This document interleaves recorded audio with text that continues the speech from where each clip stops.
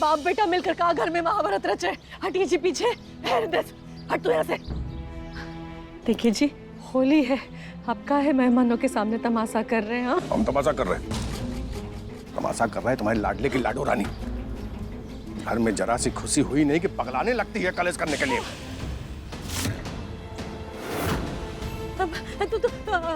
हम उसको समझा रहे हैं ना। आप रहने दीजिए। ऐसा बात ही, आज से तुम देवेश को एक शब्द भी नहीं बोलोगी। वो इस घर का होने वाला दामाद है। मुझे पर रिंकी दीदी की जिंदगी है। तो रिंकी दीदी की जिंदगी का फैसला रिंकी दीदी के बाबूजी ने लिया है ना। तुम बीच में नहीं बोलोगी। माँ जी, आप सब जानती है ना, ऐसा काहे बोल रही है? अरे हमने तुमको कहा ना कि आज के बाद तुम देवेश को कुछ नहीं बोलोगी। तुमको हमारी कसम है।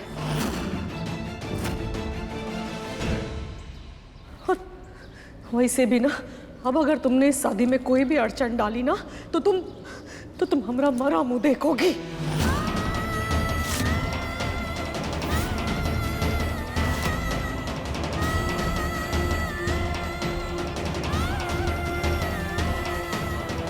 होती अम्मा सही कह रही है, समय शादी रोकना सही नहीं होगा।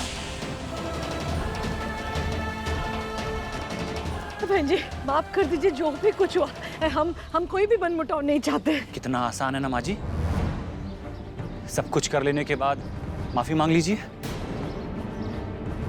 तो वो लोग का सजा देना है इसको, तुम्हारे मुजरिम है। बाबूजी, औरतों की इज्जत करते हैं, इसलिए सजा नहीं, सिर्फ माफी चाहिए। ये बंद करो अपना नाटक। कायदे से माफी तुमको मांगनी चाहिए। अच्छा, और रू का है? इतना भद्दा इल्जाम लगाया हम पर, माफी तो स्वाति को मांगनी पड़ेगी। बाबूजी, अब जब तक स्वाति हमसे और हमारे परिवार से माफी नहीं मांगती, हम ये शादी नहीं करेंगे।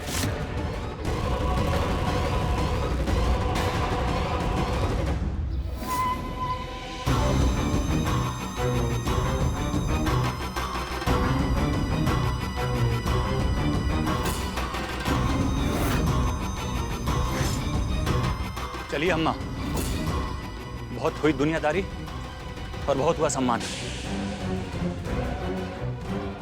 अब बस बाबूजी।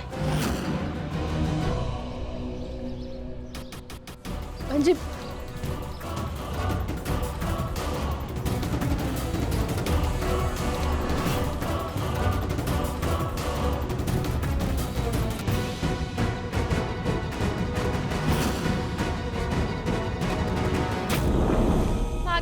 आपको भी ज्ञात है ना कि अथक परिश्रम के पश्चात ये मणि हमने प्राप्त की थी। फिर जैसे ही हम कैलाश तक पहुंचे इस मणि को लेकर, देवी संतोषी ने छल किया और मणि प्राप्त कर ली।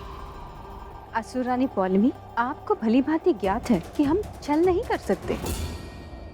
देवी संतोषी, आपने कठिन से कठिन मार्ग को शांत मन और अपने विवेक से पार किया और मणि प्राप्त की। उसके पश्चात असुर रानी पोलोमी, आपने वो मणि प्राप्त की। उसके पश्चात देवी संतोषी ने आपकी रक्षा की और मणि उन्हें प्राप्त हो गई, किंतु आपने पुनः मणि प्राप्त कर ली। परंतु जब देवी संतोषी की भक्त ने उनका स्मरण किया, उन्हें पुकारा, तो वो मणि पुनः उनके पास पहुंच गई। ये परीक्षा मन को नियंत्रित करने की थी, जिसमें एक सफल हुआ है और एक विफल। सोच, दानव, मानव और देव तीनों के व्यक्तित्व का आधार होती है। सोच से निर्माण होता है और परिवर्तन भी। सोच की शक्ति इतनी विशाल होती है कि एक नए समाज का, एक नए दृष्टिकोण का निर्माण किया जा सकता है। यदि मन को नियंत्रित कर एक विशाल सोच के साथ आगे बढ़ा जाए, एक चित्त वस्तु पर निरंतर चिंतन किया जाए, तो सफलता अवश्य प्राप्त होती है। आप दोनों की परीक्षा से यही सिद्ध हुआ है। पुत्री संतोषी ने असुर रानी पौलोमी के मन को मात्र एक सोच से विचलित कर दिया। अपनी भक्त के प्रति अटूट विश्वास की चुनौती से असुरानी पौलमी व्याकुल हो गई। भक्त और आराध्य का क्या संबंध होना चाहिए, उसका सर्वश्रेष्ठ उदाहरण है पुत्री संतोषी और उनकी भक्त स्वाति। पुत्री संतोषी ने यह परीक्षा अपनी भक्त के कष्टों के निवारण के लिए दी, तो उनकी भक्त स्वाति ने उनकी विजय में एक महत्वपूर्ण योगदान दिया। संपूर्ण सृष्टि ऐसे ही कार्य करती है जहां संबंध एक दूसरे पर निर्भर होते हैं। इसलिए पुत्री संतोषी इस परीक्षा में विजयी हुई है।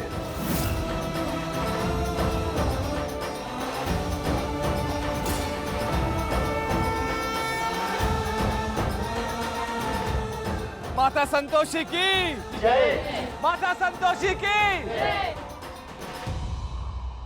महादेव, ये पक्षपात है। आपको भी ज्ञात है कि मणि हमने प्राप्त की थी, जो आपने पुत्री संतोषी से ही प्राप्त की थी। हे त्रिदेव, आपका कोटि कोटि धन्यवाद।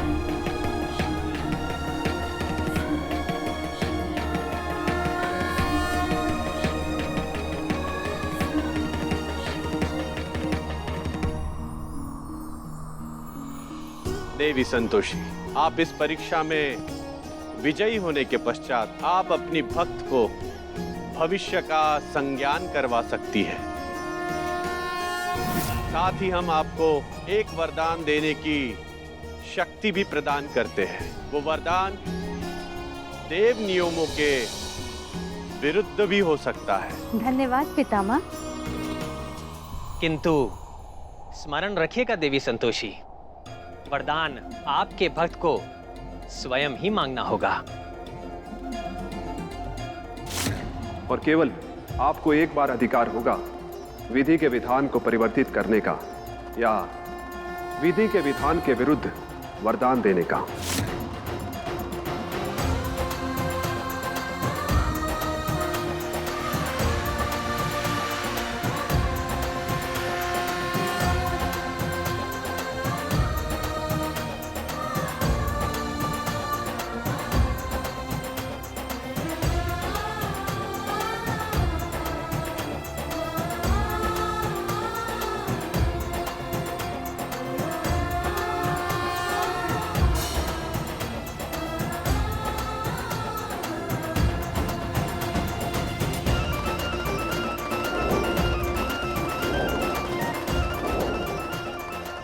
स्वाति, अब हम तुम्हारे समक्ष आने वाले सत्य से तुम्हारी सहायता कर सकते हैं। नारायण नारायण। धन्य है माता संतोषी का साहस, उनका धैर्य। धन्य है आप त्रिदेव। धन्य है देवों के देव महादेव की लीला। आप सभी को हमारा कोटि कोटि नमन। हे त्रिदेव, आपने हमें विजेता घोषित किया है, हम आपके आभारी हैं। किंतु असुर रानी पौलमी ने भी अपने मन को नियंत्रित रखने का हर संभव प्रयास किया था, जिसकी सराहना होनी चाहिए। देवी संतोषी, हमें आपके आग्रह की आवश्यकता नहीं है। आप विजय हुई हैं क्योंकि हमने अपनी समस्त शक्ति लगा दी यहाँ तक पहुँचने के लिए।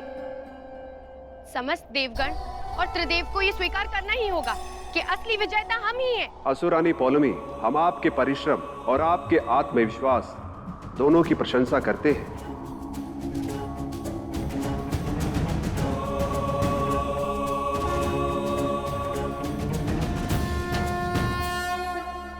हम त्रिदेव आपके परिश्रम से प्रभावित हुए हैं, इसलिए हमने देवलोक में आपकी वापसी का निर्णय लिया है।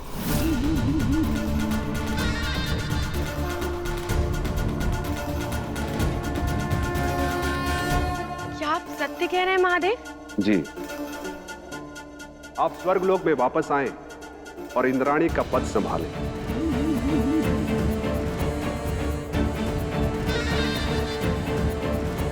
बहुत बहुत धन्यवाद महादेव। हमारा मतलब है त्रिदेव। त्रिदेव, आपका निर्णय सराहनीय है। असुर रानी पॉलिमी को उनके प्रयास का फल मिलना ही चाहिए। और वैसे भी ये कोई प्रतियोगिता नहीं थी, अपितु परीक्षा थी, जहां हम एक दूसरे के विरुद्ध खड़े थे। आप सत्य कह रही हैं देवी संतोषी।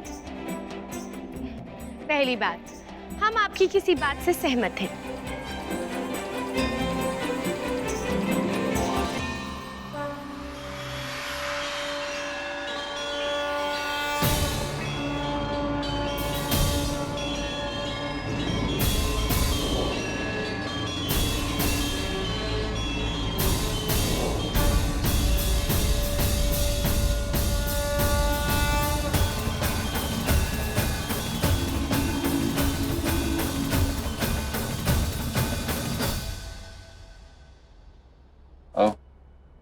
यहाँ ग्रेस, हम ठीक हैं, परेशान मत हो। जाओ जाकर कपड़े बदल कर आओ, जाओ। सुनो, बैठो पहले, बैठो और सुनो। तुम किसी के बारे में नहीं सोचोगे, तो सिर्फ आराम करोगे। हम आराम ही कर रहे हैं इंद्रेश। अच्छे जानते हैं तुम्हारा आराम। अब थोड़ी देर सो जाओगी और फिर से लग जाओगी शाम को होली मिलन के लिए आने वाले मेहमानों की तैयारियों में। अच्छा, चिंता मत करो तुम। पर इंद्रेश, देवेश। अरे यार देवेश देवेश भूल जाओ उस घटिया आदमी को। और जो कुछ भी बाहर हुआ है ना, वो सब भी दिमाग में मत रखो। इतना सोचोगे तो तबीयत खराब हो जाएगी तुम्हारी। पर इंद्रेश, रिंकी दीदी हमारी जिम्मेदारी है। उनके साथ कुछ गलत होते हुए नहीं देख सकते। तो क्या हम देख सकते हैं गलत होते हुए? देखो स्वाति, तुमने बहुत सोच लिया रिंकी के बारे में, और देवेश वेवेश को हम देख लेंगे। तुम उसकी चिंता मत करो, तुम बस अपनी तबीयत का ध्यान रखो। चलो अभी आराम करो। इंद्रेश, देवेश का जो रूप हमने देखा है वो किसी और ने नहीं देखा। वो राक्षस को हम अच्छी तरह जानते हैं, इसलिए परेशान हो रहे हैं।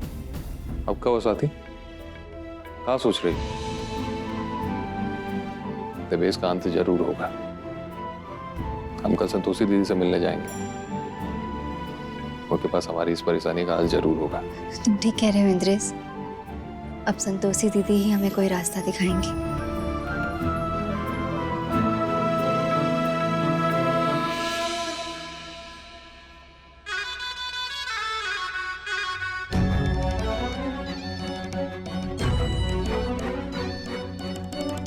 देवी पलोमी की जय हो। देवी पलोमी की जय हो। स्वागत है प्रिय, आइए बैठिए।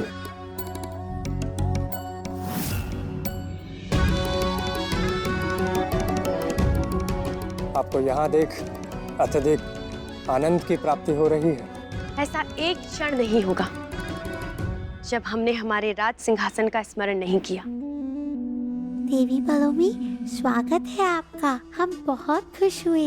कहिए आपके लिए क्या पेश करें? तुम्हारी भांति हम भी अत्यधिक प्रसन्न हैं। जो मन करे प्रस्तुत करो। प्रिय, आपके आने का संदेश हमने गुरु शुक्राचार्य तक पहुंचा दिया है, परंतु अब आपको सावधान रहना होगा, क्योंकि ये आपको दूसरा अवसर प्राप्त हुआ है। स्मरण रखिएगा, त्रिदेव की दृष्टि सदैव आप पर रहेगी। अब हमें कुछ नहीं करना, केवल एक कार्य करना है। वो कौन सा कार्य है? देवी संतोषी ने अनेक पड़ाव पार किए, कठिन परिश्रम किया, ताकि वो अपनी प्रिय भक्त को मनचाहा वरदान दे सके, उसके कष्टों का निवारण कर सके। प्रिय, हमें आपकी मंशा ज्ञात नहीं, किंतु इतना अवश्य ज्ञात है कि देवी संतोषी ने यह स्पष्ट कहा था कि आप उनके भक्तों के जीवन में हस्तक्षेप ना करें। देवराजेंद्र, कदाचित आपने सुना नहीं होगा, त्रिदेव ने स्पष्ट रूप से कहा था कि देवी संतोषी अपनी प्रिय भक्त स्वाति को केवल एक वरदान ही दे सकती हैं, जहां कोई देव विधान लागू नहीं होगा। हमें केवल स्वाति को दिए जाने वाले उसी वरदान को विफल करना होगा। यदि हमने उस वरदान को विफल कर दिया तो स्वाति सदैव कष्टों के बीच रहेगी। और ये देवी संतोषी के लिए सबसे बड़ी पराजय होगी। देवऋषि, अब समय आ गया है कि हम स्वाति के कष्टों का निवारण करें और उसे भविष्य से अवगत कराएं। नारायण नारायण। अवश्य माते। सच कहे माते तो हम आज अत्यधिक प्रसन्न हैं, क्योंकि आज सच्चाई की, अच्छाई की, अर्थात आपकी विजय हुई है माते। आज पूर्ण संसार में यह सिद्ध हो गया माते कि जिसके हृदय में संतोष है, जिसके हृदय में सत्य है, माता संतोषी सदैव उनका साथ देती है। सत्य कहा देवऋषि। हमारे भक्तों की भक्ति से मिली शक्ति ने ही हमें ये अवसर दिया है और हमें विजयी बनाया है। जी माते, किंतु माते हमारे मन में एक प्रश्न उत्पन्न हो रहा है। असुर रानी पौलमी की वापसी हो गई है देवलोक में, किंतु माते इस परीक्षा से क्या उन्होंने कोई सीख ली होगी? क्या वो अपने व्यवहार को परिवर्तित कर पाएंगी? ये संभव नहीं है देवऋषि, किंतु महादेव द्वारा दिए गए इस अवसर का उद्देश्य यही था कि वो अपने अंतर्मन में झांके और अपने गुणों का पूर्ण अवलोकन करे। इसी कारण हमें साथ में एक दूसरे के साथ समय व्यतीत करना था, ताकि हम एक दूसरे को जान सकें और एक दूसरे की अच्छाइयाँ ज्ञात कर सकें। और माते आपके सकारात्मकता का प्रभाव असुर रानी पौलमी पर पड़ सके, है ना माते? माते देवों के देव महादेव की लीला अपरंपार है माते, अपरंपार है। सत्य कहा देवऋषि। महादेव द्वारा रची गई इस परीक्षा में अनगिनत रहस्य निहित हैं, जो समय आने पर ही ज्ञात होंगे। जी माते। माते, किंतु पुत्री स्वाति के जीवन का अगला पड़ाव क्या होगा? देवऋषि, स्वाति के जीवन में एक नया मोड़ आने वाला है और उस मोड़ के लिए उसे मानसिक तौर पे समृद्ध होना अति आवश्यक है।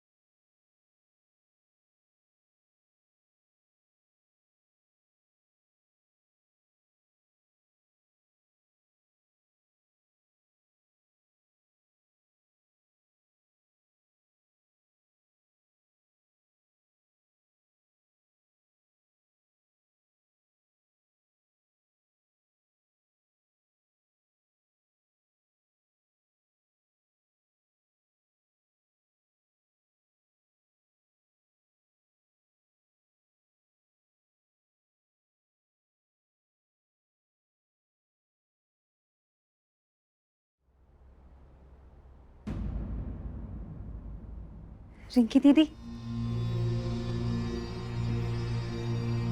कैसी हैं आप? वो कल देवेश, आपको कुछ याद है? नहीं यार, देखो अब हमारा दिमाग मत खराब करो। मतलब सुबह शाम हमारे पीछे पड़ी रहती हो, तो तुम्हारे 70 सवाल, ऊपर से देवेश जी भी हमारा फोन नहीं उठा रहे। पता नहीं क्या हो गया। हम बताते हैं देवेश जी फोन काहे नहीं उठा रहे। बिटिया तुझे पता नहीं, लेकिन कल इस पुजारन ने बहुत तमाशा किया। देवेश जी को बहुत उल्टा सीधा कहा और घर से बेइज्जत करके निकाल दिया। बात इतनी बढ़ गई कि तेरा और देवेश का रिश्ता टूटने के कगार पे आ गया है।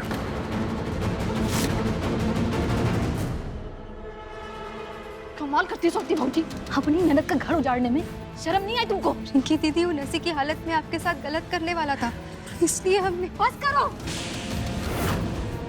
अब अगर तुमने अपनी नौटंकी बंद नहीं की ना, तो हम वो कर जाएंगे जो तुमने कभी सोचा भी नहीं होगा। खुद तो पता नहीं क्या की हो, महीनों घर से बाहर रही हो, देवेश जी को अपना पति बनाती थी ना।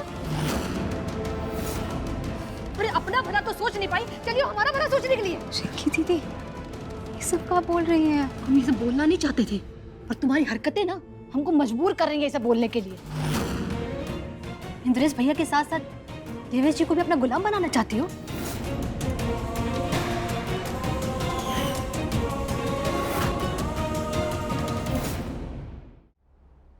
जो भी मुंह में आ रहा है बोले जा रही है। तो क्या करें अम्मा?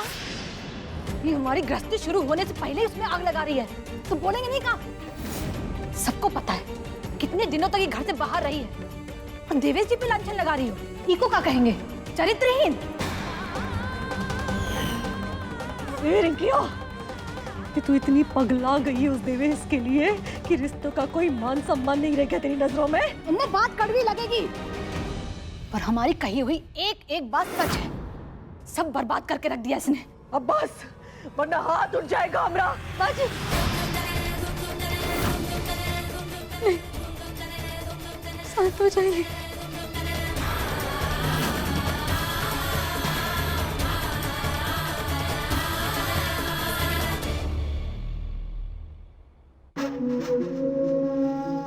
कुंती देवी, हमारी बिटिया हमारी जान है। अगर दोबारा उसके ऊपर हाथ उठाने का सोचा भी तो कलेजा निकाल के हाथ में धर देंगे।